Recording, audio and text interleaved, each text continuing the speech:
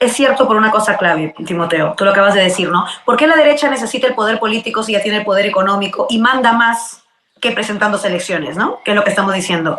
¿Sabes por qué? Porque necesita a la política.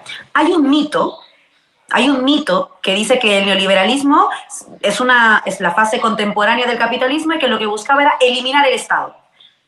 No es verdad. No querían eliminar el Estado. Lo que querían era doblegar el Estado para que el Estado trabaje para ellos, que es distinto, porque necesitan al Estado. Porque necesitan de un Estado que garantice que tengan flexibilidad en las leyes para que puedan hacer y deshacer lo que les da la gana. Necesitan un Estado que les permita defraudar impuestos y que no les cobre nunca porque ellos tienen, como decir, VIP, tratamiento VIP. Ellos pueden no pagar impuestos. Necesitan un Estado que condene a la precariedad a las mayorías para beneficiar a las minorías. Necesitan entonces un Estado débil, sí. Un Estado sin músculo, sí. Un Estado que legisle en beneficio de estos poderes económicos, sí, pero necesitas ese Estado. Necesitas ese Estado. Entonces, lo que quieren las derechas y lo que han querido siempre las derechas es cooptar ese Estado. Y en el Perú, desde los 90, han cooptado ese Estado. Fujimori fue eso.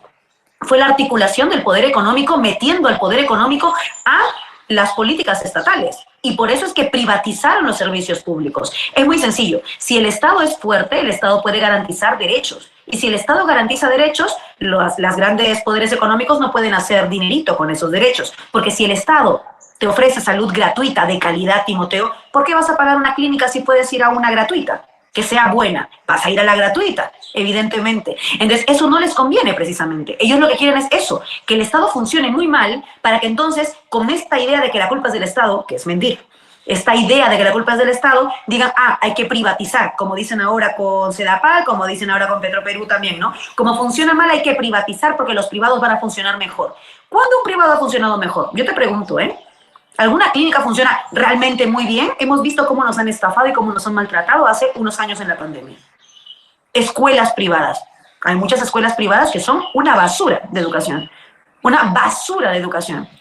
Amigos, amigas, ¿cómo están? Muy buenos días a todos. Estamos aquí ya de nuevo para poder reflexionar, pensar en cuanto a lo que ha pasado esta semana y sobre todo el mes, para lo cual tenemos aquí la presencia de la hermana Laura Arroyo. Vamos a escuchar sus reflexiones y sobre todo tomar en cuenta los señales que podría ella haber identificado en cuanto al comportamiento de los políticos, tanto, digamos, de la izquierda y también de la derecha. Entonces, damos la bienvenida. Muy buenos días, Laura. Hermano Timoteo, gracias por el ratito para conversar y un saludo para toda la gente que nos está escuchando, porque como bien decías, han pasado muchas cosas en los últimos días, las últimas semanas, porque es como que la dictadura va cambiando también hasta de rostros, de voceros, de voces, y hay que estar muy atentos para que no nos engañen y no nos hagan caer en las trampas también de la dictadura que hay que pillar, hay que detectar. Hay que estar alertas. En todo caso, Laura, ¿cuál es tu mirada? Porque también ayer se ha dado a conocer el lamentable fallecimiento de Nano Guerra García, pero muchos han aterrizado que también él es víctima del sistema que tanto defendió, en este caso el sistema de salud, y muchos hicieron recordar es cómo es que Fuerza Popular en varios momentos bloqueó proyectos de leyes para tener siquiera medicina, digamos, al alcance de todos. Es normal, yo creo, que las personas cercanas a Nano Guerra García estén tristes y está bien que lo estén porque claramente nadie desea que nadie muera nunca. O sea, yo esto creo que es una cuestión de humanidad. Pero eso no quiere decir que no debamos tener memoria sobre lo que las personas hicieron en vida. Yo creo que el mejor legado que podemos tener no es que se mienta sobre nosotros, sino que se diga la verdad sobre nosotros. Cuando yo algún día me toque morir, espero que se diga fue una mujer de izquierdas, que defendió lo que creyó, y que la gente que esté en contra de lo que yo defiendo también lo diga, no tengo ningún problema. La verdad es una herramienta poderosa cuando alguien está y cuando alguien se despide. Y yo creo que eso es bien importante. ¿Por qué lo digo? Por lo que tú acabas de señalar. Nano Guerra García es un personaje que se plegó abiertamente a esta dictadura, y eso es algo que tenemos que recordar, pero no porque hay que recordarlo ahora porque ha fallecido, eso hay que recordarlo porque hay que recordar a todos aquellos que hoy avalan esa dictadura, que ha matado a 49 peruanos, pero ojo que han muerto más de 60 por protestar, que ha quebrado el sistema democrático, que ha quebrado completamente la separación de poderes, que ha vulnerado derechos humanos, pero también derechos civiles a todas las personas, porque han allanado locales, han detenido arbitrariamente, han tomado San Marcos, se han apropiado de lo que era antes una especie de libertad de expresión, ¿no? Cuando ahora tienen a todos los poderes mediáticos con la dictadura, en fin. Todo eso que ha ocurrido tiene un montón de personas con nombre propio y con rostro que lo permiten y que lo avalan.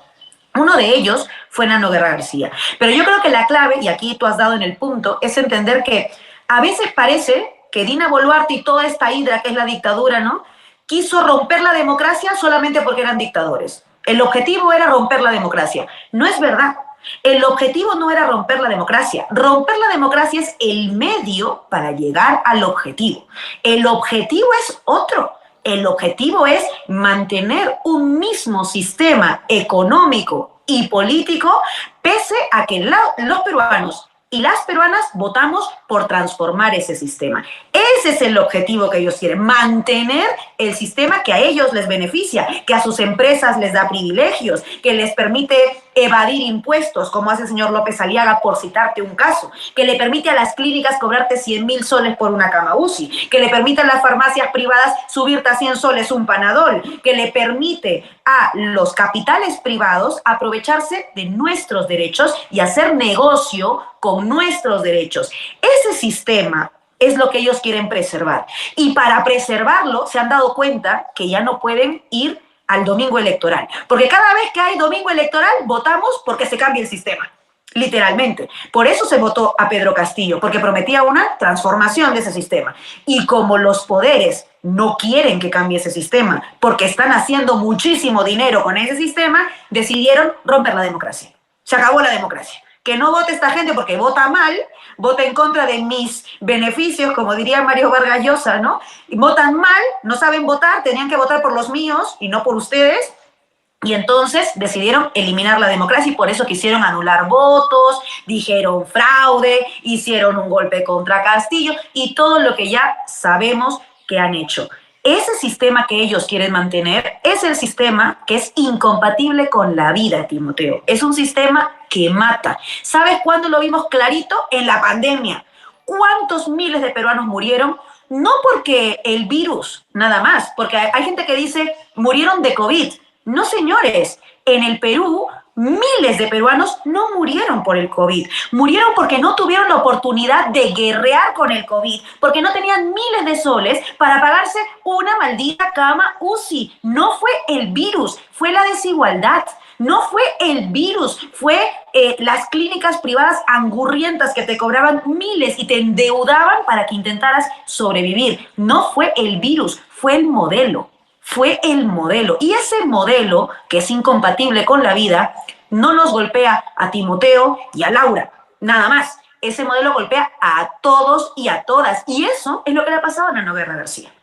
Eso, porque al final, si tú defiendes un modelo donde los derechos como el de la salud o el de la educación o el de la vivienda no los garantiza el Estado para todos y para todas, independientemente de si naciste pobre, naciste clase media, clase obrera, clase burguesa, independientemente de dónde naciste, si naciste en Lima, si naciste en una provincia súper alejada de los Andes, si el Estado no garantiza que tengas esos derechos, da igual dónde y cómo naciste, entonces estamos condenados a que solo unos poquitos van a poder acceder a derechos. Entonces ya no son derechos, se vuelven privilegios. Y lo que hemos visto es que Nano Guerra García, en realidad, es una lamentable noticia, pero esa noticia es la misma noticia que le pasa a miles de peruanos todos los días. Y cuando son peruanos que mueren porque nadie los atiende, porque no hay médicos en sus postas, o porque no hay hospitales en sus zonas, o porque los médicos no están capacitados, que también puede pasar, Nadie dice nada, no ocupa ninguna portada, ningún medio de comunicación habla de esos peruanos como si no existieran. Bueno, ahora que se ha puesto el tema de relieve, acordémonos que hay responsables de que esto sea así. Y el responsable es ese sistema neoliberal, capitalista, despiadado, que hace que los derechos no sean derechos, sino que sean privilegios. Y eso es lo que tenemos que cambiar.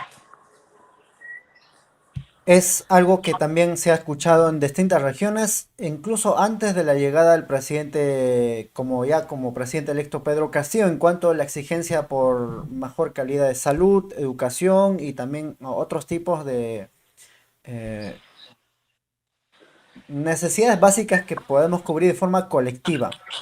Y como que no se dio eso, ya ahora plantean cambios profundos que muchos señalan a través de una asamblea constituyente. Frente a eso, frente a ese planteamiento, hay, digamos, también ah, diversidad de expresiones en distintas regiones y hasta ahora todavía no se ha podido articular y no hay una fuerza, vamos a decirlo, única para discutir esos temas centrales para garantizar, digamos, de la vida de todos, que no podemos Uh -huh. pasar, incluso poniendo como ejemplo lo de Nano García. En sí, ya lo pasamos muchos, pero es como un ejemplo como alarma. Creo que propia Keiko Fujimori ha dicho, es una llamada de atención al ministro de Salud, pero no es ministro de Salud, es el sistema. Entonces, eh, teniendo esa dificultad de no hay articulación, es cierto, hay liderazgos locales, múltiples, pero ¿qué hacer frente a eso? Porque en Bolivia en menos de un año han vuelto a recuperar la democracia, pero en el Perú vemos ese deseo, esa posibilidad un poco lejano. No sé si es correcto de lo que digo en todo caso. ¿Cuál es tu mirada también sobre ese tema? Es verdad que lo primero es recuperar la democracia. Yo creo que ahí estamos de acuerdo, ¿no? Necesitamos que esta dictadura de poderes se acabe. Pero el problema está en que nos hacen creer que la dictadura de poderes se va a acabar cuando se vaya el Congreso y se vaya Dina Boluarte y ya está. Como si con esas dos patas se acabó la dictadura, recuperamos la democracia, volvimos a votar. Eso es mentira, porque si tenemos un nuevo Congreso y un nuevo gobierno, no se han eliminado todas las otras patas de la dictadura. Esto fue lo que pasó cuando salimos de la dictadura de Fujimori. Y deberíamos haber aprendido en los 2000 que no logramos sacar a todo el fujimorismo. Pero parece que nos hemos olvidado, porque ahora decimos lo mismo, que basta con sacar el Congreso y con sacar a un gobierno. Yo te pregunto, Timoteo, ¿qué garantía hay de que si votamos un nuevo Congreso va a ser mejor que este? Ninguna. Ninguna, porque si son los mismos partidos políticos, con el mismo tipo de gente, con el mismo voto preferencial, por ejemplo, que hace que los que entren al Congreso sean los que tienen más billete para poder poner más publicidad, pero los que tienen más billete también son los que están comprados por los intereses de los poderes económicos porque les financian sus campañas, entonces nada garantiza que el próximo gobierno va a ser mejor, pero el próximo Congreso va a ser mejor. No hay nada de garantía de eso. Entonces, lo que necesitamos, y esto lo he dicho muchas veces y yo creo que aquí también lo he dicho, lo que necesitamos es repensar y cambiar toda esa arquitectura de poder. Y por eso la clave no puede ser solo el adelanto electoral. Eso es necesario. Ir a elecciones es importante y es urgente, pero es un primer paso para el siguiente más importante, que es esa nueva constitución, para discutir esto que acabas de preguntar, para discutir qué son aquellos mínimos que necesitamos como peruanos y como peruanas tener garantizado para vivir, por ejemplo, ¿no? Y que lo que aparece en esa Constitución sean derechos que deben ser garantizados por el Estado, para todos y para todas. Por ejemplo, se me ocurre que salud debería estar garantizada por el Estado sin lugar a dudas. Y no como ahora dice la Dina Boluarte esta, que es una dictadora, pero que encima es una mentirosa, va a Naciones Unidas y dice que todos tienen un seguro de salud. Pues mira lo que acaba de pasar con Noguera García, en el país en el que se supone que todos tienen seguro de salud. Pues no hay salud en el Perú. En el Perú no hay salud pública para la gente. Mucha gente tiene que esperar meses para que la atiendan en un hospital. Lo sabemos, mi familia, mi madre o mis tías, cuando han ido a salud pública no han podido acceder durante meses hasta que las atiendan. Y lo sabemos, mi hermano es médico y trabaja en hospital público. Sé muy bien cómo es esa situación. Entonces esa es una mentira. Tenemos que garantizar salud pública, pero también educación pública, también vivienda. Y tú dirás, porque esto es lo que nos dicen siempre los de la derecha, ay Laura, pero ¿cómo vas a pagar todo eso? Eso es carísimo. ¿Cómo vas a pagar salud para todos? ¿Cómo vas a pagar carreteras a todos lados? ¿Cómo vas a pagar educación para todos? ¿Sabes cómo se paga eso, Timoteo? Le digo a los señores de derechas. Se paga recaudando más. ¿Y sabes cómo recaudamos más? Pues, por ejemplo, dejando que, cuando tú dejas que las mineras que tienen sobreganancias no las paguen al Estado como impuestos, recaudas menos. Entonces, a lo mejor lo que hay que hacer es decir a las mineras, señores, ustedes están ganando un montón en beneficios, tienen que aportar con impuestos al Estado para que eso luego el gobierno pueda destinarlo a hospitales, médicos, carreteras y escuelas. Así de sencillo, recaudar más. Pero hay más cosas que podemos hacer. Por ejemplo, habría que cobrar todas las deudas que tienen empresas que durante años se niegan a pagar. Pienso, por ejemplo, en Telefónica. Qué bonito. El Estado no le cobra nunca, o cuando le cobra la mandan a un juicio y no se puede hacer respetar porque tenemos que aceptar que venga una transnacional de fuera y que encima no pague en nuestro país, que es donde está haciendo negocio. Pues a lo mejor necesitamos un gobierno fuerte que le diga a las empresas como Telefónica, señores, si ustedes no pagan su deuda, no pueden seguir aquí. Aquí tienen que pagar su deuda y pagar sus impuestos. Así de sencillo. Y de esa misma manera, también creo que podríamos recaudar más, por ejemplo, entendiendo una lógica tan sencilla como es la justicia fiscal. Quien menos tiene, menos paga. Quien más tiene, más paga. ¿Cómo puede ser, Timoteo, que tú pagues lo mismo que el millonario Roque Benavides? ¿Cómo puede ser posible que ustedes paguen los mismos impuestos? No tiene ningún sentido. Ningún sentido. Lo lógico sería que cada uno pague en función de lo que tiene. Así de sencillo. Tú tienes más rentas, tienes casas, tienes empresas, pues pagarás un poco más. Tú solo tienes tu casa y nada más, pues pagarás un poco menos. Se llama justicia fiscal. Así de sencillo. Bueno, tampoco quieren los de la derecha nada de esto. Y después dicen que no se puede financiar derechos, que no se puede garantizar hospitales, que no se puede garantizar escuelas. Y yo les digo, claro, es que ustedes no quieren garantizar hospitales, no quieren garantizar escuelas, que es diferente. Porque claro que se puede recaudar.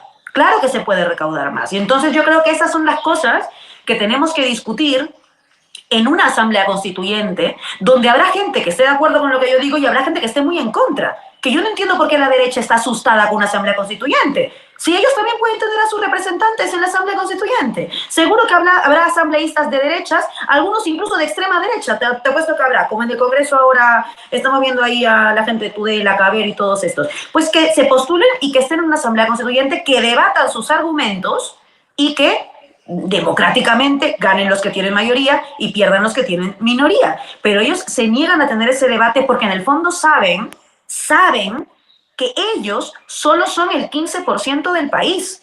La mayoría del país, el 85% del país, no está con esa gente, no está con la dictadura, no está con Dina Boluarte, no está con ese Congreso. Y no lo digo yo, lo dicen las encuestas. No lo estoy diciendo yo que se me ha ocurrido, lo dicen todas las encuestas, sistemáticamente desde abril. Están diciendo que hay un 80% popular, mayoritario en el Perú, que no quiere este gobierno y no quiere seguir con este gobierno y no quieren entender. Y por eso es que no hay democracia y por eso es que hay dictadura, porque se han impuesto el 15% sobre la voluntad del 80% y que son además, curiosamente, los que habían perdido las elecciones del 2021. Y por eso cuando nos dicen, es que Dina Boluarte tenía que asumir porque Pedro Castillo hizo un golpe, yo digo, perdona, Dina Boluarte lo que ha hecho es hacer un pacto con todos los que perdieron en las elecciones del 2021. No es democracia desde el 8 de diciembre. Desde ese día ya no era democracia, porque hizo un pacto con los perdedores del 2021 para poder gobernar y gobiernan hasta ahora. Entonces, como te digo, yo sí creo que necesitamos una asamblea constituyente y una nueva constitución para debatir todos estos temas de lo que queremos cambiar en el Perú, del tipo de país que queremos ser, si queremos un país que siga siendo un país para las élites o un país para las mayorías, eso es lo que hay que debatir, y que se vote democráticamente, y que deberían dejar de tener tanto miedo las derechas. Lo que pasa es que yo creo que las derechas saben que ya han perdido, y como ya han perdido, han decidido que no puede haber democracia, y por eso han quebrado toda la separación de poderes para quedarse incluso si hay elecciones. Y por eso es importante que no nos quedemos con la idea de que las elecciones solucionan nada. Las elecciones son un primer paso para la verdadera victoria popular, que sería una nueva constitución, porque no puede ser que tengamos una constitución de una dictadura como la fujimorista. Eso es lo que nos toca, yo creo, a mi juicio, en adelante. Cuando hablamos de adelanto de elecciones, nuestros, digamos, hermanos, compatriotas que piden restitución de Pedro Castillo, a mí me podría señalar como traidor, pero también hay una realidad que es que uno no puede evitar digamos, con las propias manos, porque es una consecuencia que viene. Es decir, si uno pide renuncia a Dina Boluarte o cierra el Congreso, lo que viene es de inmediato adelanto elecciones. ¿Cómo comprender eso? Porque también muchos dicen, no, Timoteo, tú eres traidor porque tú estás diciendo que vamos adelanto elecciones. Pero si al mismo tiempo uno sale a las calles y ves varios compatriotas que también piden renuncia a Dina Boluarte, significa también, digamos, la consecuencia de eso es adelanto elecciones. No es traición, sino que es lo que rige la Constitución, aunque no nos guste. En todo caso, ¿cómo comprenderlo eso? Estoy de acuerdo contigo, o sea, yo quisiera que ocurran cosas que no pueden ocurrir. Todos quisiéramos que ocurran cosas que no pueden ocurrir, pero vivimos en un mundo y en un país donde tenemos unas reglas del juego. Y lo que nosotros estamos pidiendo, nosotras pedimos en las calles, lo que hemos visto cuando hemos estado allá juntos, me acuerdo, pero también la gente que se sigue movilizando hasta ahora, es democracia. Y la democracia tiene reglas. La democracia tiene reglas, entonces, claro, pides la democracia y por tanto pides seguir las reglas. Pero yo sí quiero decir una cosa. Yo no creo que se pueda restituir a Castillo y yo no estoy necesariamente a favor de esa posición.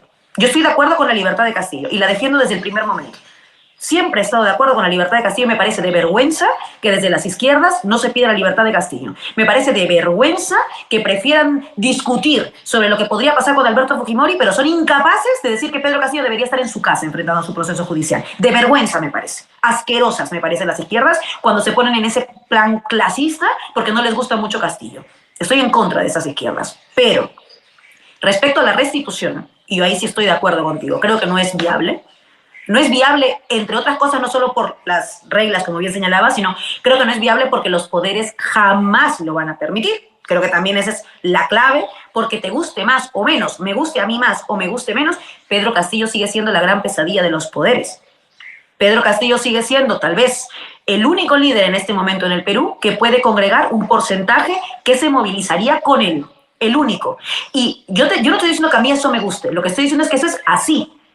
El preso, ahorita mismo, es más líder y tiene más apoyo popular que muchos otros actores políticos que pueden estar inscribiendo sus partidos, que pueden estar haciendo política en el Congreso o fuera del Congreso, que pueden estar haciendo mil cosas, pero que no tienen ese apoyo que tiene Pedro Castillo. Y en lugar de fingir que esta realidad no existe, deberían aprender de Pedro Castillo con humildad y decir, algo habrá hecho o algo tendrá Pedro Castillo que yo no tengo de lo que yo debería aprender para ejercer un tipo de liderazgo. Pero son incapaces en algunos espacios de hacer eso, porque dicen que si tú piensas en eso, te has vuelto castillista. No es verdad.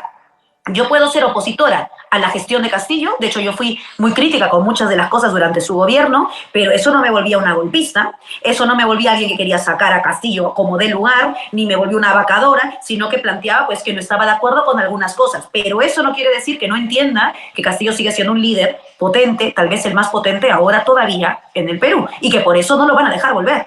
Es tan sencillo como eso. Pero ¿qué es lo que pasa? También creo que hay que entender a la gente que pide restitución de Castillo. Incluso si no estamos de acuerdo. Incluso si no estamos de acuerdo, no se puede negar que hay una cantidad de gente que exige esa restitución. Y entonces hay que preguntarnos por qué la exigen. Y yo sí creo que tienen en parte ciertas razones, aunque no esté de acuerdo con otras cosas. Porque sí creo que lo que están pidiendo es que se respete lo que se votó en 2021. En el fondo, el proyecto político que portó. exactamente, el proyecto que él representa y también que fue resultado de un proceso democrático donde la mayoría del país lo votó a él para ejercer ese proyecto y nunca lo dejaron. Entonces quienes piden restitución un poco que piensan eso, y yo lo entiendo, porque digo, claro, yo soy demócrata, yo también creo que quienes son elegidos por el pueblo para gobernar y elegidos por el pueblo para gobernar de determinada manera, deberían poder gobernar y gobernar de determinada manera, y no lo dejaron, esto es verdad. Entonces, entiendo ese pedido. No me pongo obcecada y digo, estos son unos radicales, como dice El Comercio, por ejemplo, ¿no? Los radicales que piden restitución de Castillo, los extremistas que piden restitución de Castillo, los antidemócratas. He escuchado decir la otra vez a alguien del IEP hablando de los que piden restitución. No son antidemócratas, son más demócratas que todos los que no la piden en algunas cosas, porque tienen una noción democrática de fondo. ¿Qué pasa? ¿Qué no va a pasar? Que no es posible, por lo que tú señalabas, Timoteo, porque hay reglas que tienen que seguirse y no solamente eso, sino que, como te digo, creo que los poderes jamás lo van a permitir. Pero creo que la forma de analizar ese pedido no puede ser desde la soberbia, sino que tiene que ser desde la empatía, porque eso es hacer política. Hacer política es poder conversar con nuestros hermanos y hermanas cuando no estamos de acuerdo, porque es fácil conversar cuando estamos de acuerdo. Cuando estamos de acuerdo es facilísimo conversar. Hay que conversar cuando no estamos de acuerdo. Decirle, mira hermana, mira hermano, yo sé que tú quieres restitución de Castillo, no se va a poder. Mira, ni siquiera lo quieren liberar, ni siquiera lo dejan hablar con su hija. ¿Por qué no vamos a empezar por lo que podemos lograr? ¿Qué podemos lograr? ¿Sacar a Boluarte? ¿Cerrar ese congreso infame? Automáticamente esto va a derivar en elecciones, me guste más o menos, porque es lo que va a ocurrir, es como la rueda que sigue andando. Exigir una asamblea constituyente, que esto fue el proyecto del profesor Castillo, o sea, ese proyecto en el que tú estás de acuerdo, porque él prometió esa asamblea constituyente que tampoco cumplió, por cierto. Entonces, a lo mejor aquí estaremos muy de acuerdo porque era seguir el mandato de las urnas de 2021, llegar a una asamblea constituyente, y creo que hay que pedir libertad porque es una cuestión de derechos humanos y de justicia. Y yo creo que si conversamos, perfectamente podemos estar de acuerdo con eso, aunque algunos estén más claros en que tiene que haber restitución. Yo no estoy en esa postura, pero creo que hay que conversar, dialogar y entender por qué piden eso, en lugar de simplemente decir son unos radicales, como hacen algunos sectores desde Lima, con una soberbia que me parece alucinante, porque lo que están haciendo en realidad es discriminar opiniones políticas, y la gente tiene derecho a tener opiniones políticas, te gusten o no te gusten, pero tienen derecho a tener opiniones políticas. Entonces yo creo que hay que entender que detrás de ese pedido de restitución hay un anhelo de respeto a la democracia. Pero creo que hoy la democracia no está necesariamente en la restitución, sino está en la democratización del poder en el Perú, para que nunca más pase lo que le pasó a Castillo. ¿Y cómo garantizamos eso? Eso se garantiza con una nueva constitución. Por eso que creo que la clave es constituyente, si queremos. Yo creo que la clave democratizadora en el Perú es hoy una clave constituyente. Y ese tendría que ser como nuestro norte hacia el que andar. Y a lo mejor lo logremos en un año, o a lo mejor lo logramos en 5, Timoteo, o incluso en 10. No lo sé, pero si tenemos claro el norte, vamos a lograrlo, porque somos mayoría. Pero necesitamos tener claro ese norte. Es algo que es necesario hablarlo, y cuando tú planteas en cuanto al diálogo en sí es hacer política. En este caso es una tarea para los que, digamos, pretenden tal vez ser partícipe directo en las decisiones políticas. Me refiero de que puedan ayudar a organizarse, a abrir debates, poder escuchar y sobre todo buscar coincidencias, y si hay diferencias, como tú lo planteas, debatirlo, tal vez dejarlo para un momento eh, digamos, pertinente, vamos a decirlo, porque también entendemos que a estas alturas muchos señalan, y no sé cuál es tu mirada también, es que no estamos en la época de Martín Vizcarra, no estamos siquiera en la época de Sagasti, donde uno, bueno, salía a protestar y no te detenían, no te tipificaban que tú eres vándalo, no te tipificaban que tú eres perteneciente siquiera a algún tipo de organización, incluso terrorista. Entonces, no había ese tipo de escenarios en la época de Vizcarra y Sagasti. Hoy por hoy, el quien sale a manifestarse ya lo tipifican como asusador. En todo caso, te señalan como los hacen los fujimoristas como terroristas. Entonces, creo que es importante tomar en cuenta en qué circunstancias nos encontramos, y sobre todo, muchos señalan que ya volvimos a la época de los 90 y tal vez la época del gobierno de Alan García, donde también masacró a más de centenares de compatriotas en Bagua. ¿Qué parentescos o qué semejanza lo ves en el comportamiento de Dina Boluarte en caso Fujimori, Alan García y tal vez otro personaje que me olvido, tal vez Ollanta también, ¿no? Cuando has dicho volvemos a las épocas nefastas de los 90, yo creo que la respuesta es clarísima, claro que sí. De hecho, creo que la rapidez con la que hemos vuelto es la prueba máxima de que salimos de esas épocas nefastas, pero que no logramos erradicar todo el caldo de cultivo de esas épocas nefastas. Y esa es la gran lección que tenemos que tomar ahora. ¿Por qué? Porque las épocas de las nefastas de los 90 fueron, por un lado, violaciones sistemáticas a los derechos humanos, bien lo has dicho, ¿no? Alberto Fujimori, pero también Alan García, eso es clave, y por supuesto que Dina Boluarte está replicando ese modelo. Pero ¿por qué es tan fácil que violen derechos humanos? Porque tenemos unas Fuerzas Armadas y una Policía Nacional del Perú que nunca cambió desde el Fujimorismo y desde García. Nunca cambió.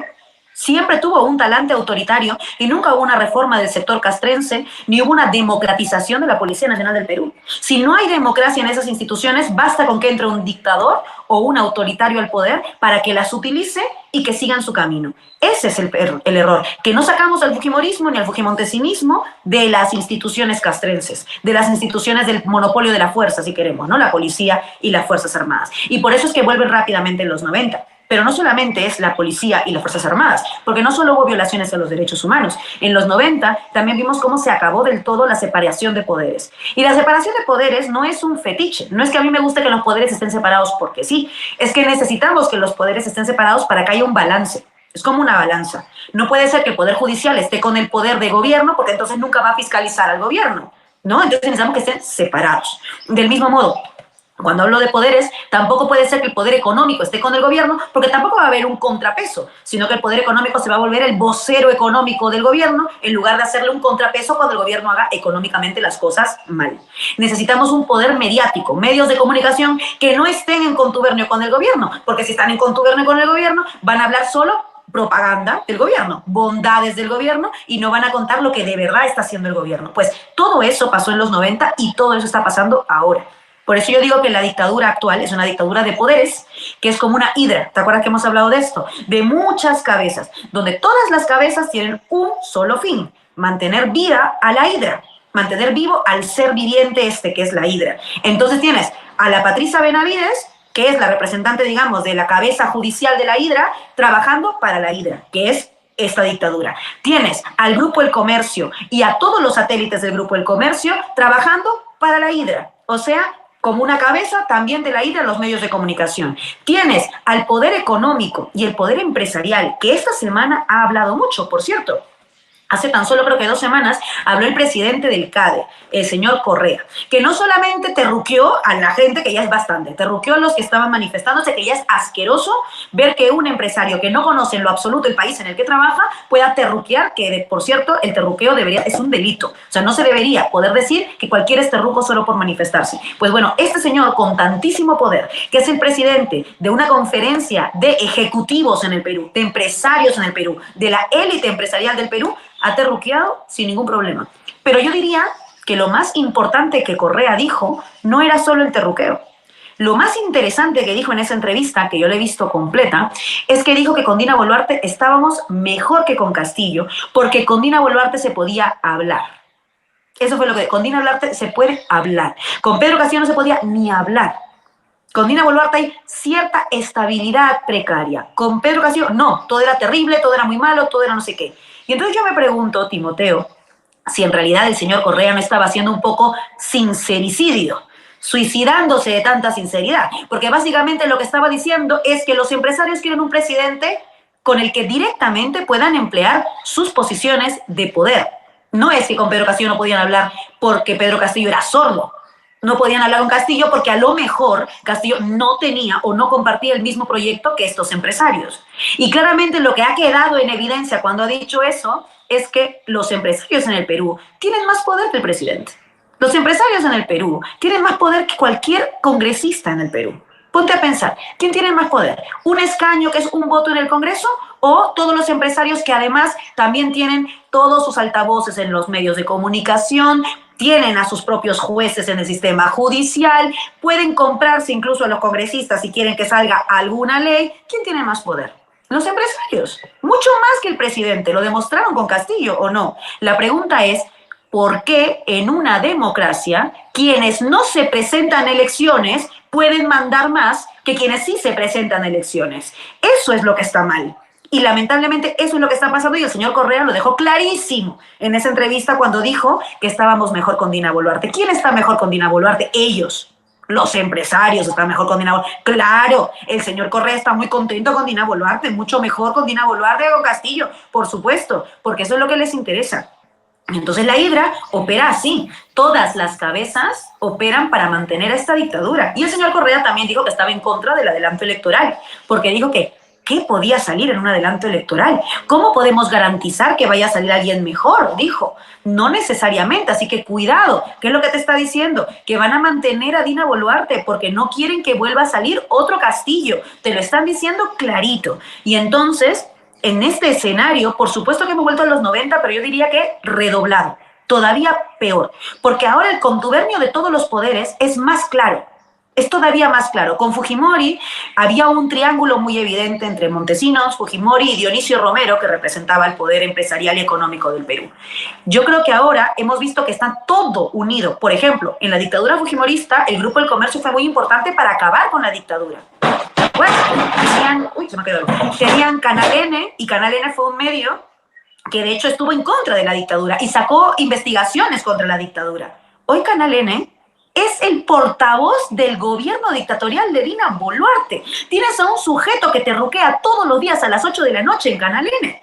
Es alucinante. Y dicen todavía cosas como que, o te meten unos debates ideológicos súper absurdos, ¿no? Donde el racismo está permitido, la misoginia está permitida, el terruqueo está permitido, solo le sacan posibilidades a este modelo, cambiar de constituciones radicalismo, pensar en un nuevo modelo es extremismo, y todo el día se dedican a insultar a cualquiera que piense algo distinto de esta dictadura.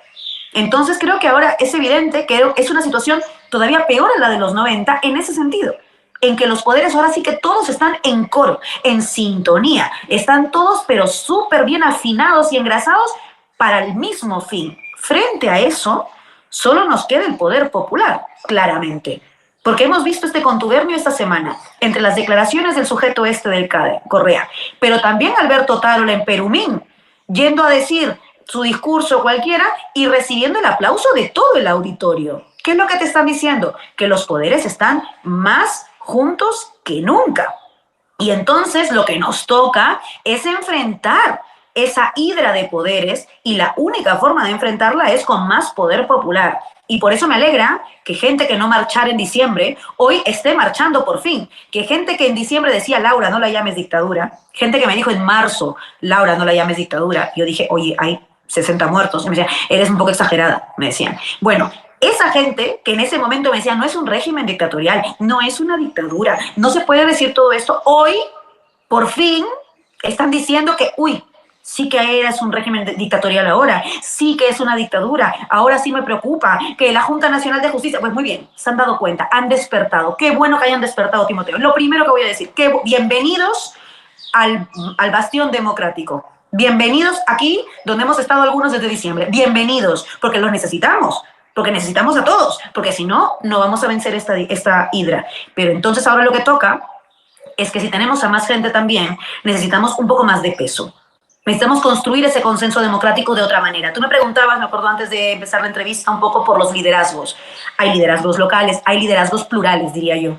Hay como un coro de liderazgos, hay una coralidad de liderazgos. No necesitamos que aparezca uno que se encargue de representar a todos. Eso no va a pasar. Eso no va a pasar, porque somos tan distintos, somos tantos y somos tan heterogéneos que a lo mejor es bueno que haya muchos liderazgos. Lo que necesitamos es que todos esos liderazgos dialoguen. Y aquí voy a ser muy clara. Cuando ha aparecido la Plataforma por la Democracia, yo he dicho, muy bien, por fin se han dado cuenta que esto es la dictadura y han venido. Muy bien, me alegro, me encanta. Pero ¿qué pasa? Yo veo que algunos de esa plataforma, a la que yo respeto, por cierto, hay gente a la que yo valoro mucho y hay gente a la que no valoro nada, pero bueno, está ahí, dicen que ahora son demócratas.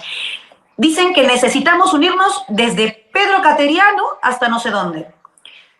Y se abrazan con Pedro Cateriano. Hay una foto que de hecho vi de Pedro Cateriano con el expresidente Sagasti, que estaba por todas las redes, diciendo aquí, unidos por la democracia. Pedro Cateriano llamó a votar por Keiko Fujimori en las elecciones anteriores. Pedro Cateriano siempre, desde el primer momento, tuvo insultos racistas contra Castillo. Pedro Cateriano fue de los primeros, además, que defendió que tenía que haber una vacancia. Y yo creo que esos compañeros de viaje, por más demócratas que se digan, no son tan demócratas.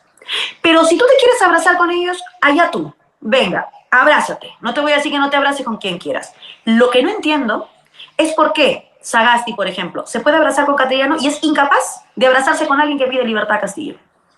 Incapaz de abrazarse con alguien que pide restitución a Castillo incluso, que es un pedido, es una demanda democrática. Incapaz siquiera de nombrar a Castillo y de no igualarlo con Dina Boluarte, cuando no tienen punto de comparación Castillo y Dina Boluarte. Ahí no lo entiendo. Son muy demócratas para abrazar a unos, pero muy poco demócratas para abrazar a otros. Y entonces eso no sirve. Para realmente construir liderazgos, esta coralidad de liderazgo que te digo, necesitamos que todos esos liderazgos sean válidos por igual. Válidos por igual. Quien pide libertad a Castillo no me parece a mí un antidemócrata, me parece un derecho humanista. Me parece alguien que defiende la justicia. Me parece alguien que está defendiendo algo lógico. ¿Por qué no lo puedo abrazar? ¿Y si puedo abrazar a Cateriano? No tiene ningún sentido. No tiene ningún sentido. Hay gente con la que yo no me abrazaría, también te digo. Yo jamás abrazaría con Mario Vargas Llosa. Nunca jamás. Prefiero esterilizarme la mitad del cuerpo primero. Pero entiendo que haya gente que tenga sus preferencias hacia un lado o hacia el otro. Lo que no entiendo es por qué se llaman demócratas, pero solo vale unas voces para la democracia y otras voces no valen. Eso a mí no me gusta, porque entonces no es democracia, es clasismo. Y yo creo que ahí hay que tener mucho cuidado. Yo creo que este es un momento en el que necesitamos que todos los liderazgos se junten. Todos los liderazgos se junten. Pero para eso hace falta humildad democrática y sobre todo mirar de igual a las personas que están marchando desde diciembre. De igual a igual. Porque nadie de los que marcha hoy es más de los que marcharon en diciembre. Valen exactamente lo mismo. Lo mismo. Y entonces creo que eso es lo que tenemos que sacar de este periodo. Si somos capaces, yo creo, Timoteo, de tener un conjunto de líderes, que cada uno tendrá sus fuerzas distintas, ¿no? Llegará a un sector distinto porque la gente es distinta, entonces cada uno pues elegirá a su líder, pero que todos estén de acuerdo en una plataforma mínima, que esa plataforma ya la trazó el Perú desde diciembre, que es sacar a la dictadura, sacar ese Congreso, por tanto, necesariamente un adelanto electoral y la convocatoria a un referéndum por una asamblea constituyente, entonces sí habremos logrado construir un consenso democrático popular que pueda sacar a Dina Boluarte. Y lo que pasa es que muchos no quieren este cuarto. No quieren el punto 4, no quieren la nueva constitución. Señores, si la mayoría del Perú lo pide y tú de verdad eres demócrata, tienes que dejar que la gente vote. No puedes negarle a la gente el derecho de votar. Esto va para Sagasti y para toda la gente que desde el centro dicen que basta con nuevas elecciones para cambiar las cosas. Necesitamos nuevas elecciones, pero no basta con nuevas elecciones. Déjennos votar en un referéndum, si queremos o no nueva constitución. Y si ustedes no quieren, voten por el no, y si nosotros queremos, votamos por el sí. Y que se resuelva democráticamente. Punto. No hace falta obcecarse y no dejar que la mayoría del Perú vote. Así de sencillo. Es algo que no se dice a veces, pero hay un punto que quería tomar en consideración, Laura. Es la pregunta que surge también, ¿no?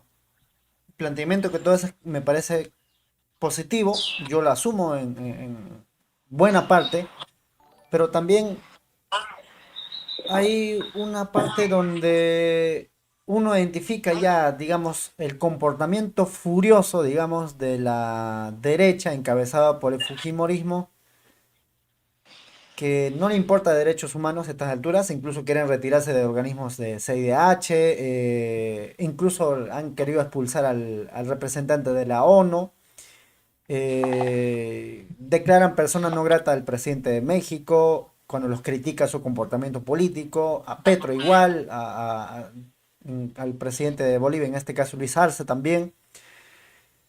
Pero muchos se preguntan por qué ese comportamiento, por qué ellos quieren tener el control del poder político, si ya tienen, digamos, control de poder económico.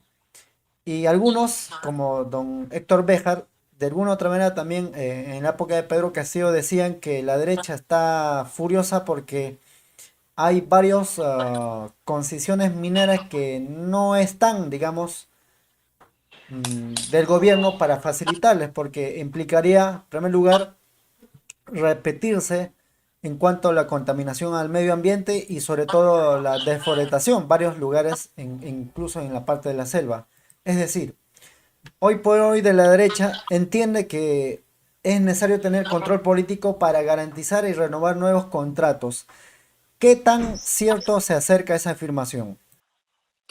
Es cierto por una cosa clave, Timoteo, tú lo acabas de decir, ¿no? ¿Por qué la derecha necesita el poder político si ya tiene el poder económico y manda más que presentando elecciones, ¿no? Que es lo que estamos diciendo.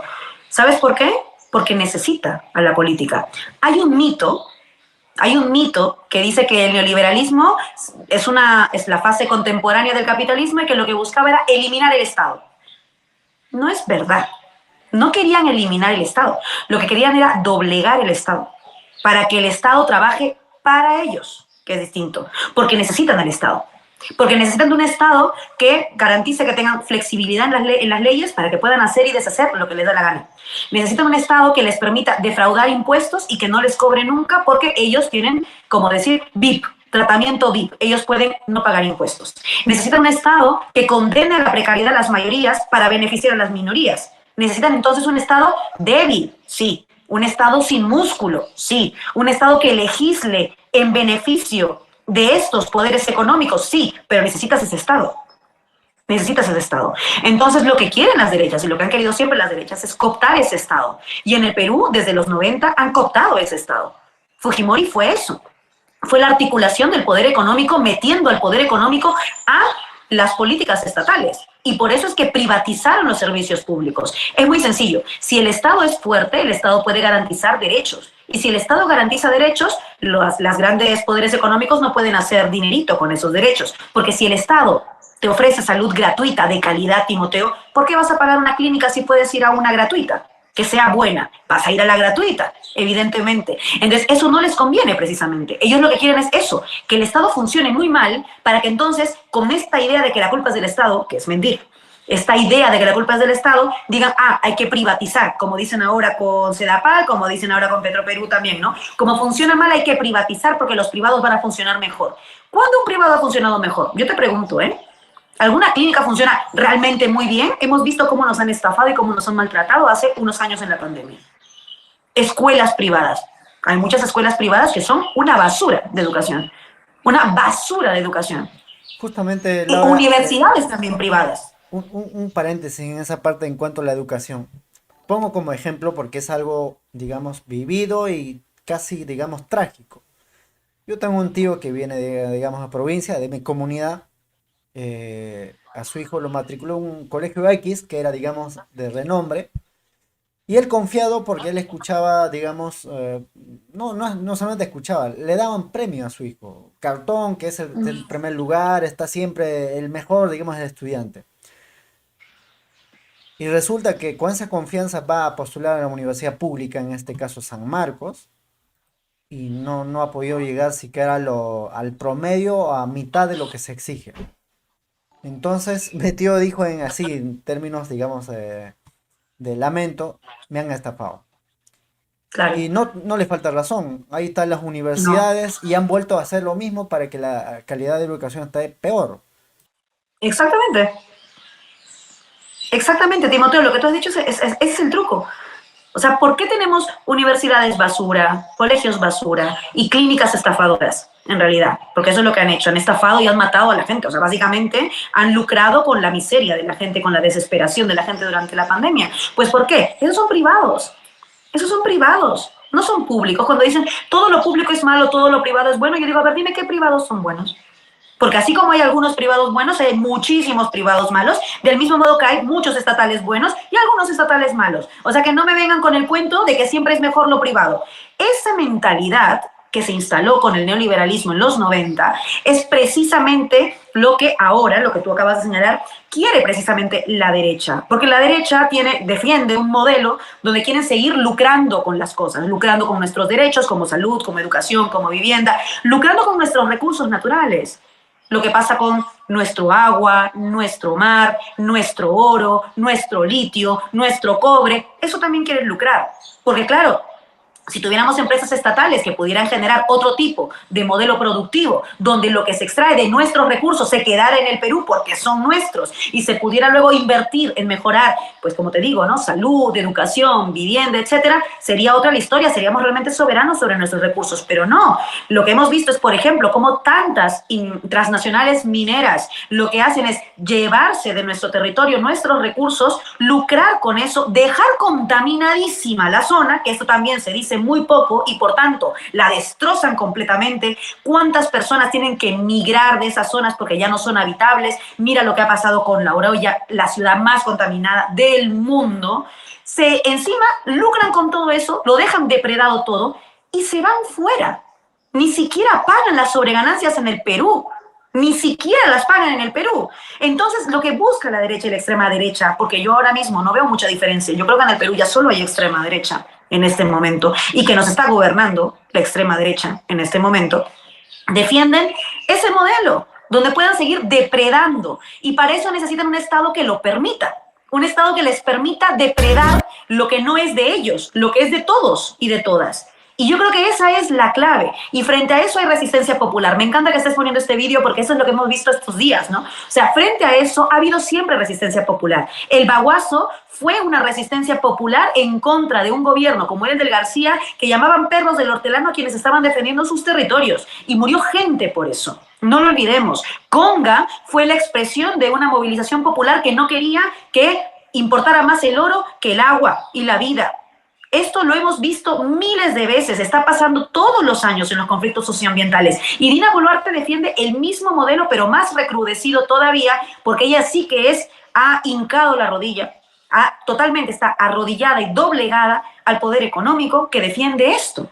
Entonces, claro que la derecha necesita el poder político, porque lo que necesita es que el poder político le permita seguir depredando todo lo que pueda depredar. Y por eso cuando hablo de cambiar el sistema, hablo de eso, de cambiar la lógica de depredación por una lógica de sostenibilidad, que respete derechos humanos, que respete también los derechos al territorio, que respete los derechos a nuestros recursos, la soberanía sobre nuestros recursos. Y todo esto es un debate nacional amplio, que por cierto se expresó en las urnas en 2021, porque Castillo llegó con ese tipo de promesa, pero que hoy, como te digo, no solamente no se cumplió, sino que encima tenemos una dictadura que va a arreciar este modelo depredador. Y frente a eso, solo nos queda el poder popular para impedir que se roben completamente un país que no es suyo, que es nuestro. Y yo creo que eso es lo que nos tocará en adelante, pero que nadie nos engañe. Cada vez que la derecha o que alguien te dice el Estado está muy mal, el Estado muy mal, mejor los privados, en realidad lo que te está repitiendo es la trampa del neoliberalismo de hacerte creer que lo que no está bien es lo público para entonces empezar a hacer dinero con lo que es de todos. Pero no vamos a hacer dinero tú y yo, Timoteo. Lo que van a hacer dinero son lo mismo de toda la vida, que son los mismos que se han beneficiado de precarizar la salud, de precarizar la educación, de precarizar la situación de la vivienda, de liberalizar todas las rutas del transporte público. Y por eso, por ejemplo, en Lima tardas como 2 horas y media en llegar de un lugar al otro. Pues, ¿quiénes se han beneficiado de todo eso? Los mismos grandes capitales que también se benefician ahora, por ejemplo, de que se pueda, los que están detrás de que, por ejemplo, tía María sí que vaya, cuando habían prometido que no iba a ir. Y aunque Alberto Tarola ha dicho no va a ir, lo cierto es que al final va a ir, porque el que manda en este momento en el gobierno no es Dina Boluarte ni Alberto Tarola, los que mandan son los poderes, y si los poderes económicos le dicen no, claro que va a ir tía María, al final van a ceder y van a aceptarlo. Por eso es que tenemos que estar muy atentos y por eso es que tenemos que votarlos. Pero no solo votar a Dina Boluarte y votar al Congreso, hay que votar también a esta clase empresarial nefasta, antipatriótica, que se ha vendido completamente y que no le importa nada ser patria y mejorar su propio país. Hay que acabar con esa clase empresarial, hay que cambiar esa clase económica, hay que cambiar esa clase política y hay que cambiar también esa clase mediática de esos medios de comunicación que se callan con los poderosos y se ponen súper valientes y terruqueadores con los más débiles. Claro que hay que cambiar todo eso desde la raíz. Vamos a escuchar qué es lo que dijo en este caso Gonzalo Rocha, que yo no lo conocía, pero es representante de la minera, en este caso me parece Sauder. Atención, a ver. El proyecto no estaría en la agenda, ¿no? El proyecto minero no está en la agenda. El proyecto Tía María, ¿qué es lo que opina usted al respecto? No sé, que usted lo apruebe. Por allá. Muchas gracias. A ver, vamos a ver en esto. ¿Cuál es su opinión, señor Rocha, con respecto del premier que ha manifestado que el proyecto Tía María no está en la agenda de este gobierno? Pues entonces tendremos que cambiar de gobierno. Bueno, la frase que ayer hemos visto también, antes de esto, una imagen donde tomaron, digamos, la planta o las oficinas de Antamina.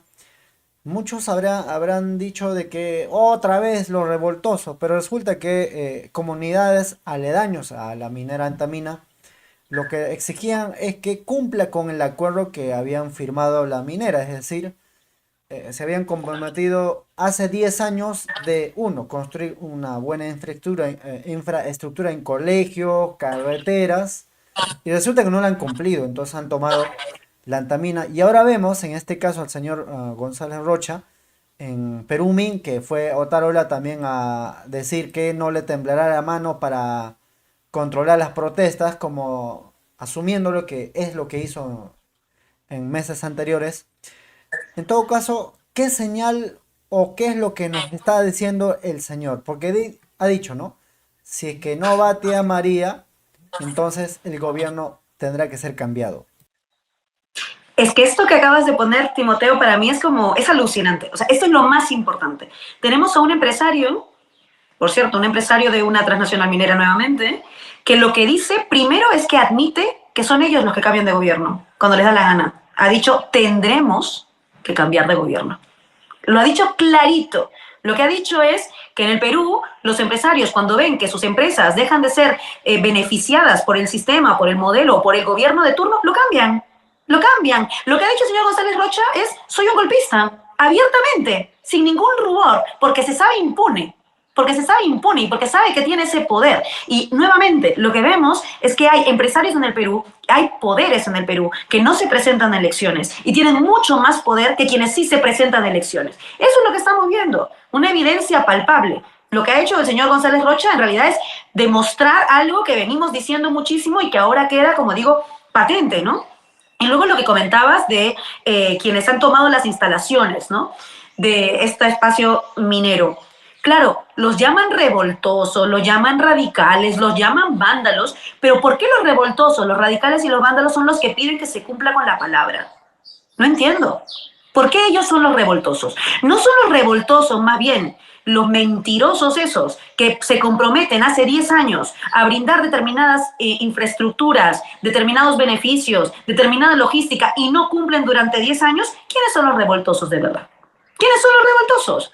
Los revoltosos son los que están mintiéndole a toda una comunidad, diciéndole hace 10 años que le va a poner determinadas condiciones y no cumple. Los revoltosos no son los que toman las instalaciones, porque los que están tomando las instalaciones están pidiendo que se cumpla con lo prometido. Para mí eso en realidad es democracia. Están pidiendo que se cumpla con lo que se comprometieron. Y es que está muy bien que se sepa que cuando no se cumple con las promesas, con los compromisos, la gente no se va a quedar de manos cruzadas. Porque si la gente se queda de manos cruzadas cuando nadie cumple contigo, pues entonces todas las empresas que se comprometen dirán, no importa, no tengo que cumplir, total, a nadie le importa, nadie me lo reclama. Y como el Estado es incapaz de reclamarlo, porque esta dictadura es incapaz siquiera de decirle, oiga, no, a un empresario, porque están cogobernando directamente, entonces ¿quién lo va a hacer? Lo tiene que hacer la gente, pues, Timoteo. Lo tiene que hacer la gente, porque no hay un gobierno que trabaje para la gente, que gobierne para la gente y que le diga a las empresas cuando no cumplen, señores, o cumplen hasta esta fecha o se largan. Y como no tenemos un gobierno en este momento que haga eso, porque lo que tenemos es una dictadura donde cogobiernan todos estos intereses, empresarios, el poder económico, el poder político, y cogobiernan todos juntos, solo nos queda el poder popular. Lo que está haciendo ahí la gente es decirle, oiga, cumpla.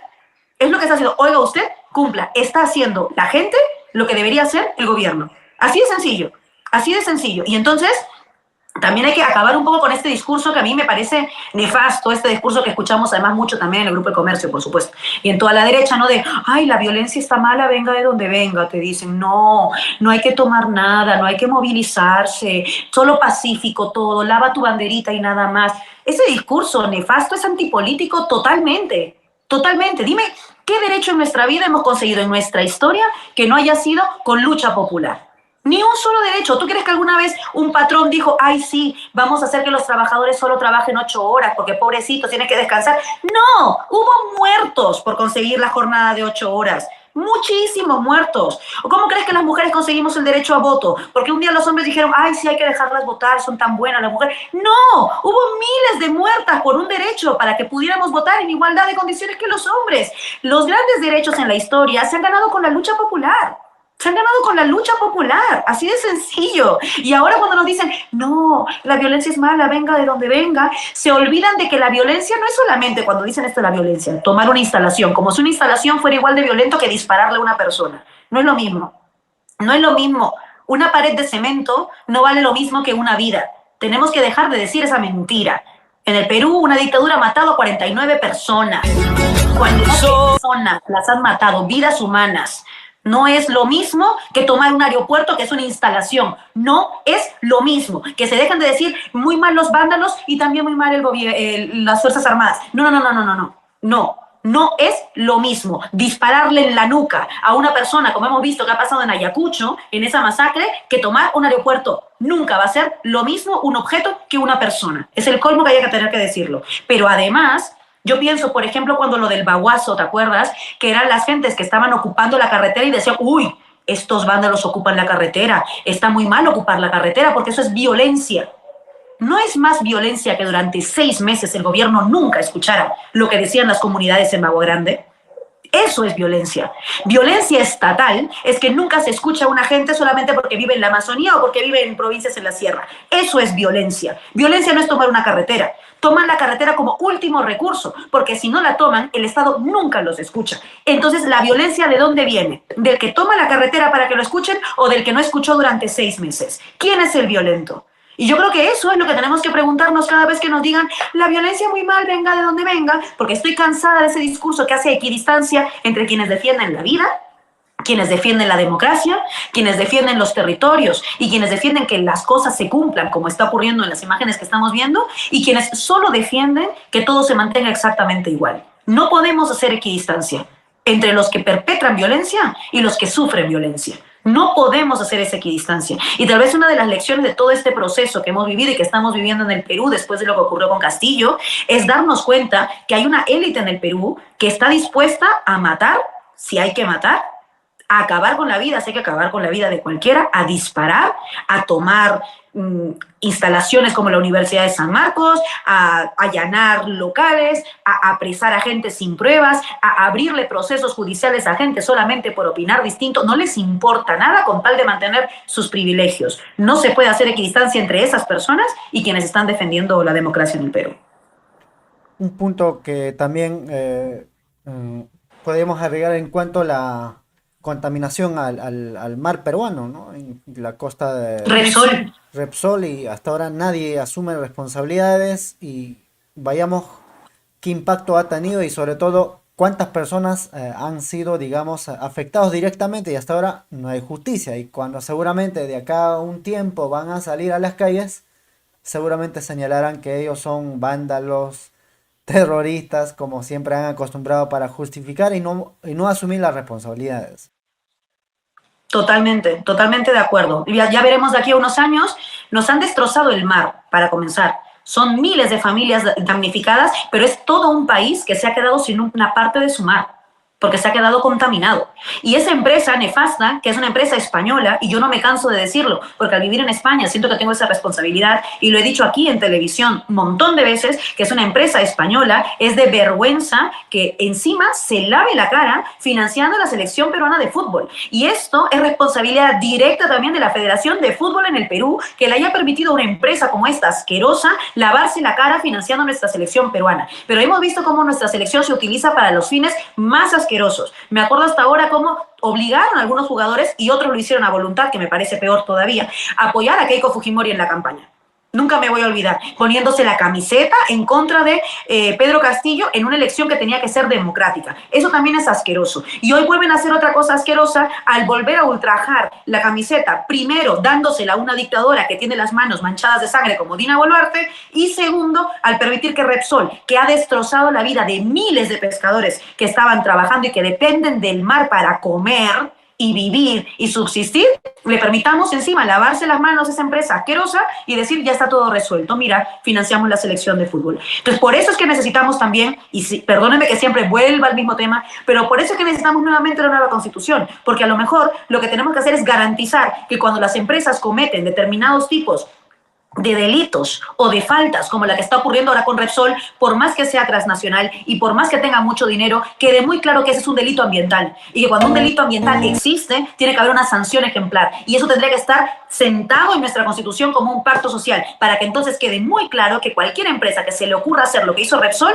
no va a salirle gratis y no se va a poder ir y no tener que pagar con todo lo que ha ocasionado dolor y miseria a todas esas familias. Y creo que eso es parte de nuestro pacto social, y por eso hablo siempre de la nueva Constitución, porque hay que pensar en los derechos ambientales que tenemos en el Perú, sobre todo porque somos un país que tiene muchísima biodiversidad. Amazonía, Andes, costa, mar, y necesitamos proteger todo eso porque eso es nuestro. En Chile, con Boric, que es un presidente de izquierdas con el cual yo hay muchas cosas que no estoy de acuerdo porque me parece asqueroso que se haya tomado una foto con Dina Boluarte. Eso para mí es nunca de izquierdas, eso es antiderechos humanos y nunca, nunca jamás debería haberse tomado esa foto.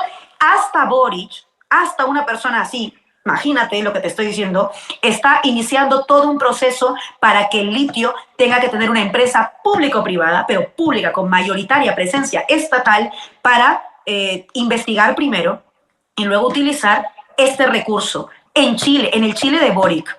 Imagínate, en el Perú, en cambio, ni siquiera estamos hablando de esto. Y tenemos un montón de recursos, también litio, pero no solo litio. Nosotros en el Perú además tenemos agua, tenemos muchísimos recursos y lamentablemente si no somos soberanos sobre nuestros recursos, van a venir los grandes capitales y se lo van a llevar. ¿O por qué crees tú que Estados Unidos ha estado tan interesado en ser el principal apoyo de Dina Boluarte? A Estados Unidos no le importan los peruanos y las peruanas. Lo que le importa es lo que el Perú tiene debajo de su territorio. Eso es lo que le importan, nuestros recursos naturales. Y por eso es que el Perú está tan interesado, Estados Unidos está tan interesado, en que en Perú sigue estando la dictadura Boluarte. Y por eso el papel de la Embajada de Estados Unidos ha sido también tan clave en todo este momento para apoyar a que Dina Boluarte consiga algo de legitimidad dentro y fuera del país. Entonces no podemos permitir que esta gente se pueda llenar las manos de nuestros recursos, llevárselas fuera y condenarnos a más miseria y encima a perder nuestro ecosistema, porque estamos viviendo cambio climático. El fenómeno del Niño que va a venir es una evidencia de eso. Ya está aquí la emergencia climática y deberíamos estar prestando la atención a eso. Y por eso es que digo que una nueva constitución es tan importante, porque lo que se viene es demasiado grande como para mantener la estructura de poder del fujimorismo desde los 90 hasta 2023. Ahí está la reflexión de la hermana Laura Arroyo. Pueden visitarla a su canal de YouTube, ahí podemos ver en la pantalla, y también página de Facebook, ahí está también con una imagen fácil de poder ubicarlo. En todo caso, tal vez la invitación para próximos columnas que siempre publicas, y también a futuro también video columnas que también va a ser muy importante, también tal vez que puedas también opinar y nuestros compatriotas acompañarte también. Tal vez palabras finales, Laura. Yo, Timoteo, siempre te agradezco este ratito para conversar contigo, pero también con la gente que nos ve y nos escucha. Y mis palabras finales siempre las digo en esta línea, así que voy a repetirme, ¿no? Yo creo que este es el momento de la política. Lo que nos quiere hacer pensar la dictadura, además de que nos quiere llenar de miedo para no ocupar las calles, para no seguir protestando, ¿no? Lo principal es que quieren que dejemos de hacer política, porque si dejamos de hacer política, ya ganaron. Ya ganaron. Lo único que nos va a sacar de aquí es la política. Necesitamos politizar en común, en colectivo, el dolor, el enfado, la esperanza, la democracia, politizarla. Hay que politizarla. Cada vez que podamos hablar con alguien, hablemos con alguien, discutamos de política. Este es un momento en el que la política va a ser la herramienta para ganarle a la dictadura la partida y recuperar la democracia. Pero es importante por eso recuperar la democracia también, entendiendo que no basta con sacar a Boluarte, sino con sacar toda esa arquitectura de poder que ha permitido que Boluarte exista y que esté toda esa hidra. Hay que matar a la hidra. Y para matar a la hidra no le puedes cortar una cabeza o dos. Tienes que destrozar todas las cabezas. Tienes que destrozar la hidra. Y eso es lo que tenemos que aprender de este proceso. Y al menos yo planteo que siempre voy a estar ahí, que ese es el lugar en el que siento que me toca estar en este momento, y me alegra que cada vez seamos más. Algunos han tardado en llegar, es verdad, pero tenemos que entender que incluso aunque algunos no nos caigan bien, nos toca marchar juntos. ¿Sabes por qué, Timoteo? Porque la política, el ejercicio de la política no es hacerla con quien te cae bien. Eso es algo que hay que aprender. Algo que la cultura política, o sea, para que te caiga bien alguien, si alguien te cae bien, tú vas al cine, te vas a tomar un cafecito en la mañana, quedan para salir el sábado en la noche para unas chelas. Eso lo haces con la gente que te cae bien. Pero en la política a veces la hacemos con gente que nos cae mal. A veces la política es llegar a acuerdos, marchar y ponernos de acuerdo juntas por una lucha, aunque nos llevemos mal, aunque me caigas requete mal, aunque no te pueda ver la cara ni en pintura. La política es eso. La política no es amistad. La política es un fin mayor que ese. No es personal, es distinto, es todavía más fuerte que eso. Y entonces a lo mejor nos toca marchar con gente a la que no la aguantamos. Y a lo mejor nos toca levantar una pancarta con gente a la que en diciembre la queríamos golpear de lo pesados y vergonzosamente golpistas que estaban siendo. Yo lo entiendo porque yo misma a mucha de esa gente vi cómo era golpista y me molestaba tantísimo. Pero hoy están aquí, han llegado. Pues muy bien, hagamos política juntos, porque si no, va a ganar la dictadura. Este es el momento en que nos tenemos que unir más que nunca contra esa dictadura de poderes. Y yo creo que está cada día más cerca a caer también, pero para que caiga tenemos que ser más. Así que sigamos haciendo política en todos nuestros espacios y en este también, Timoteo, que este es un espacio fundamental, el de poder hablar y conversar de todos estos temas. Gracias por esa chamba que tú haces también todos los días, tantas veces al día, difundiendo reflexiones y cosas que están ocurriendo, Timoteo. Eso que tú haces es política abiertamente, política de verdad.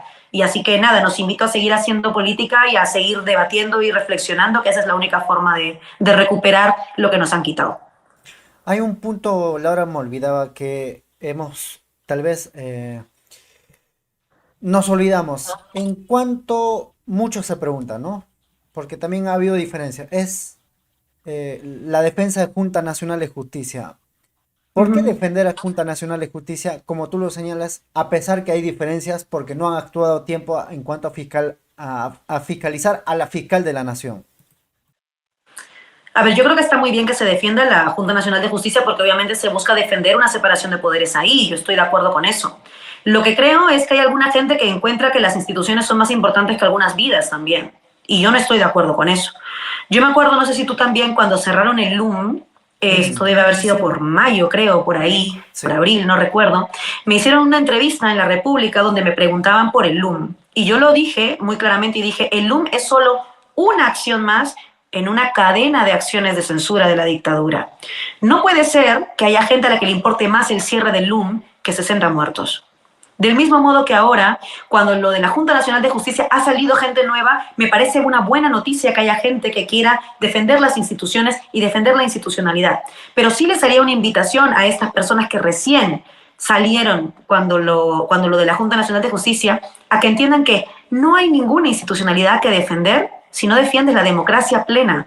Y la democracia plena hoy no tiene que ver con las instituciones. No tiene nada que ver con las instituciones, porque ya no hay instituciones. ¿A cuento de qué estás defendiendo solo la institucionalidad?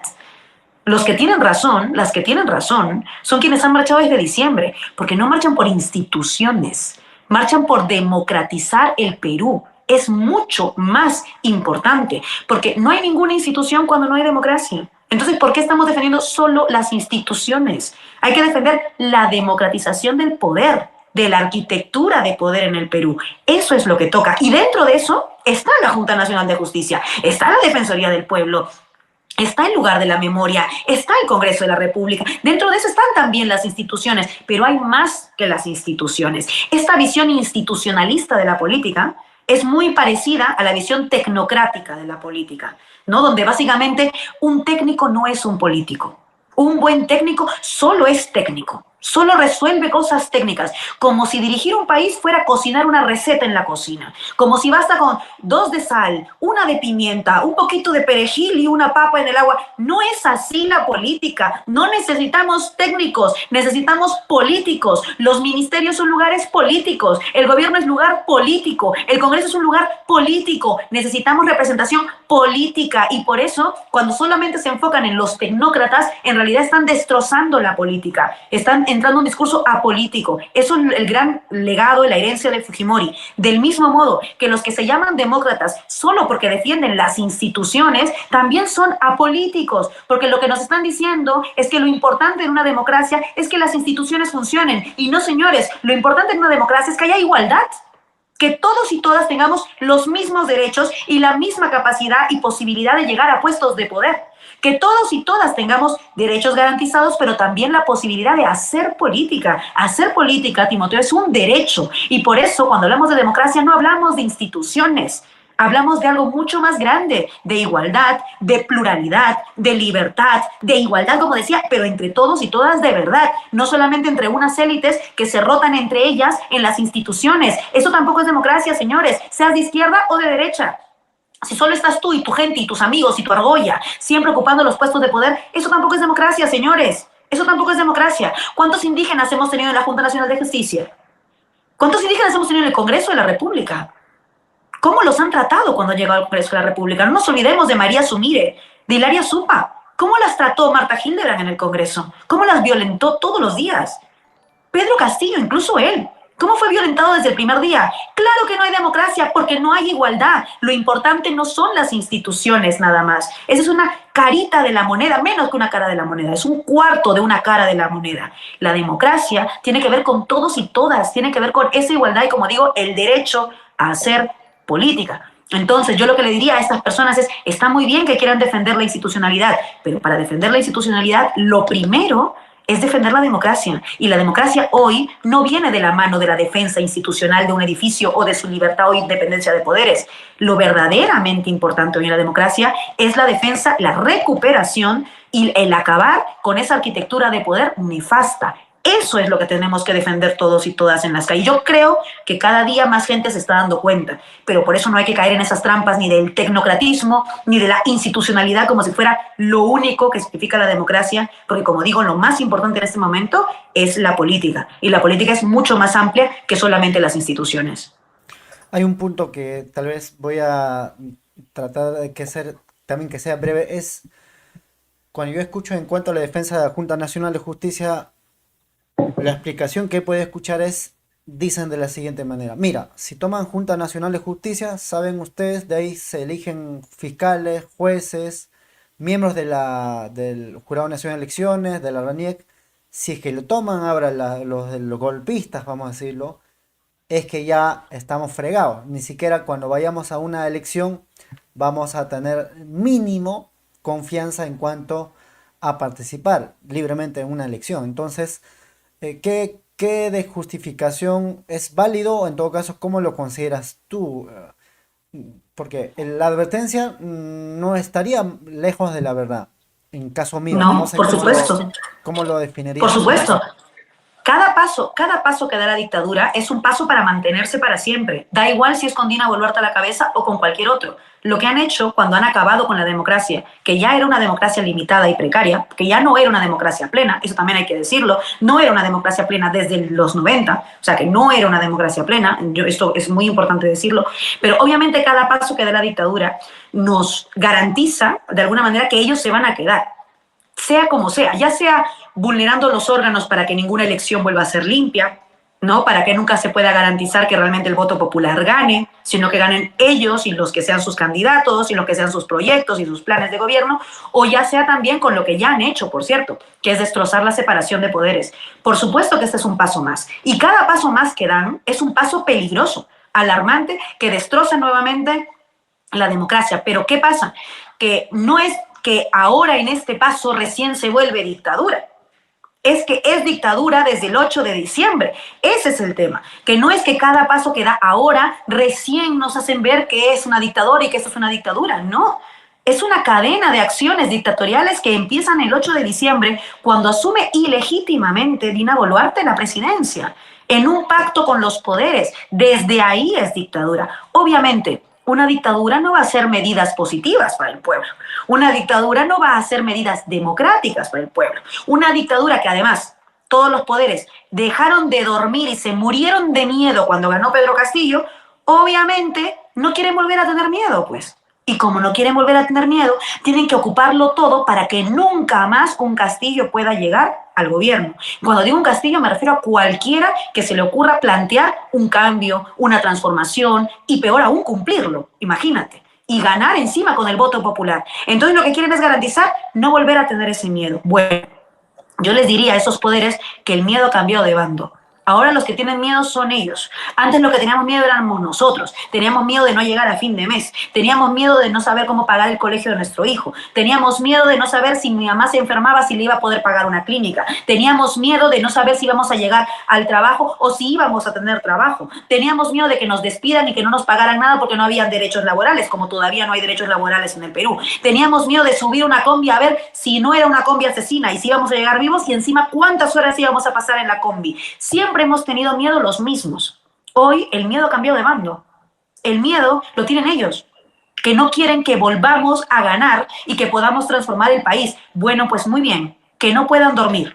Esa es la clave. No los dejemos dormir. ¿Cómo? Pues haciendo lo que estamos haciendo, manteniendo la movilización. Que cada vez que Dina Boluarte pise un lugar, encuentre que todo el mundo la rechaza, porque es verdad, la gente la rechaza. Tenemos que demostrar ese rechazo en las calles, en las plazas, en nuestros grupos de WhatsApp, en nuestra cena familiar, con nuestras amigas, con tu vieja, con toda la gente tienes que demostrar ese rechazo, porque entonces ellos realmente se darán cuenta que están perdiendo. Y yo creo que ya lo saben, que están acorralados y por eso son tan bestias en la forma en que responden. Por eso Dina Boluarte dijo en Pichanaki que se habían automatado los que se murieron, los que ella asesinó a través de las Fuerzas Armadas.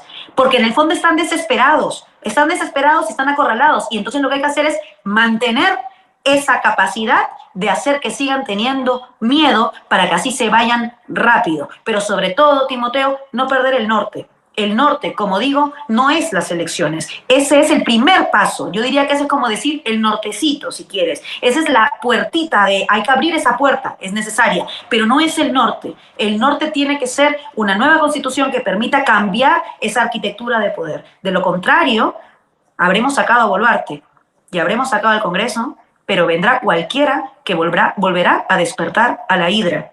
Y eso es lo que tenemos que evitar, que la hidra pueda volver a vivir.